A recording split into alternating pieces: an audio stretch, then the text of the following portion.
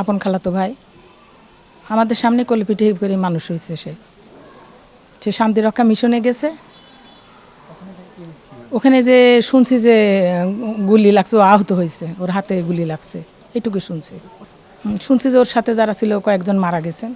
ওর পরিবারে ওর মা আছে, এক মেয়ে এক ছেলে, একটা বোন আছে। সাময়িক ভালো ছেলে।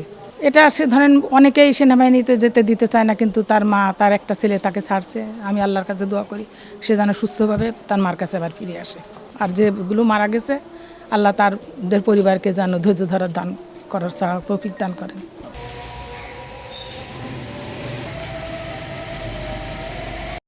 জি জি, আলহামদুলিল্লাহ আছে, ওনার সাথে কথা হয়েছে। ওই হাতে স্প্লিন্টার লাগছে, হাসপাতালে আবি শহরে নিয়ে গেছে হেলিকপ্টারে করে। জি জি, শঙ্কামুক্ত। আমার মেজো ভাইয়ের ছেলে আর কি, আমার ইমিডিয়েট বড় যে মাস দেড়েক হলো, 1.5 মাস মতন গেছে আর কি। এর আগেও ছিল।